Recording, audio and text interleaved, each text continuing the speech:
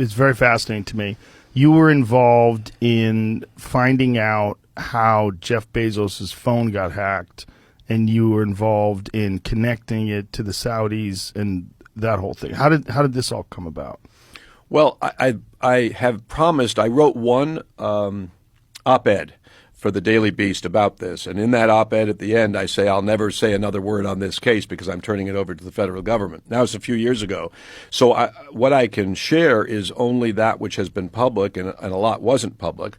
But the circumstance did involve MBS, who's the prime, the prince of Saudi Arabia, and he did send a text with a video to Jeff Bezos. They knew each other. They had met. They had exchanged phone numbers.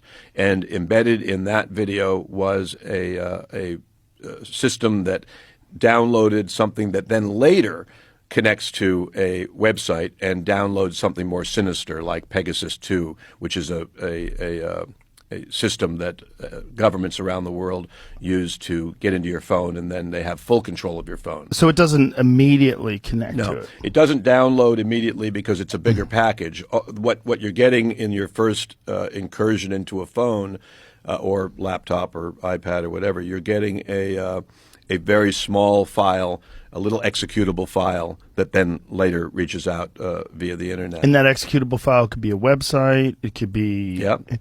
And does it exist only on the physical phone itself, or is it in the operating system? And if you change phones and like upload to the cloud and then re-upload or re-download on a new phone, does that spy software make it onto your phone again? Probably not, but we don't know completely. Whether it does or it doesn't, when a government wants you, like the U.S. government or Saudi, or basically there are two kinds of countries in the world when it comes to incursions into smartphones. There are original developers: the United States, China, Soviet Union, and Israel. So they're original developers of programs that do these things. And then there are the purchasing countries, Mexico, Saudi Arabia, and all 190 other countries. By the way, I say 190. Do you know there isn't even a consensus about the number of countries in the world? Countries can't even agree on that. Is that because of like Taiwan? And Taiwan's a good example. Yeah. So the best way I can put it to you is that if a government wants you, from an informational point of view, wants to get into your phone, they have you. These systems are extraordinarily robust, powerful, as I learned more and more about them. It's not actually my area of expertise, cybersecurity, but as I had to learn more about it for myself and for clients, when the Saudis wanted to get into a phone, they could. What if you're communicating only through direct encryption devices or applications like Signal? Yeah, it's a very good question. So if Signal encrypts the package going back and forth between the two devices over the internet. So if you have interception between device A and device B, it'll be encrypted. But that's not what happens with things like Pegasus 2. Pegasus 2 is a very high-end system, and it's in your phone just like you're in your phone. Everything you can do on your phone, I can do from 7,000 miles away in some Saudi government office. Wow. And so Signal doesn't help you with that. I do think, however, by the way, Signal is a foundation. It's not a for-profit company, so I'm glad to promote it. I do think they have something very valuable on Signal, and that is disappearing messages, which is if you and I were exchanging Signal communications, we could set in 1 week, make all this disappear. In 1 hour, make all this disappear, up to 4 weeks. That's very valuable because otherwise our text messages, look, I was tasked to do this for myself when the Saudi thing started, which is I have to think about everything that's on my phone. Holy shit.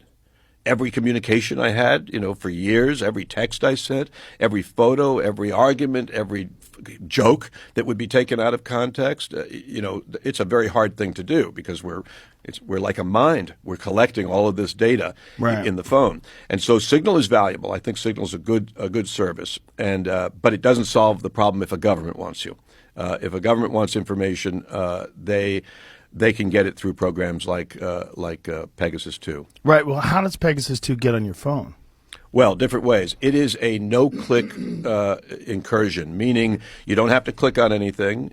You might, typically you would get a text and you would open that text and that would download the little executable file, or you would watch a video and it would be in the video.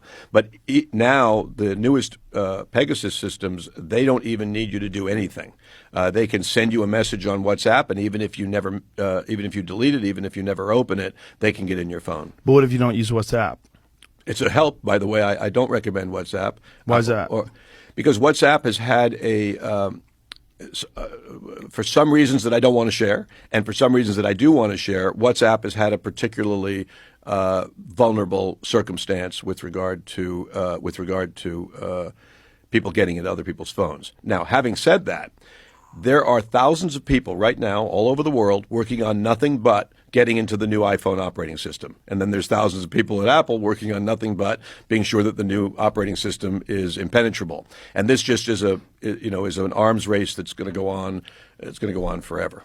So you were saying that if you get a message through WhatsApp, but what if you don't get a message through WhatsApp? Is that executable if just a blank text message comes your way and you don't open it? Less than that, unfortunately. You can get nothing at all with Pegasus 2. You can get nothing at all. They can enter a telephone number and they can get into your phone.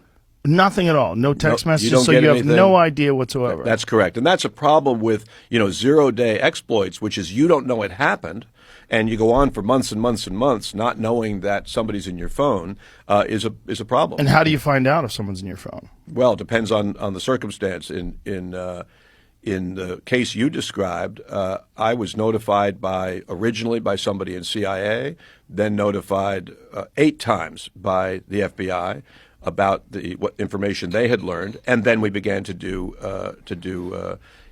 work on the phone itself, and you learn about it in those ways, which is very difficult, by the way, because Pegasus 2, I feel like I'm giving a commercial for Pegasus 2, but most people can't buy it anyway.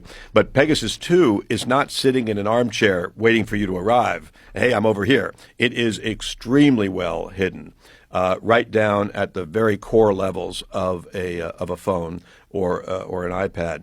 And but there are strategies for finding it. And they're challenging and they're evolving all the time. There are whole organizations like Citizen Lab and a really great expert, Anthony Ferrante, who used to work for Obama at the White House on this kind of stuff. He's now in private practice.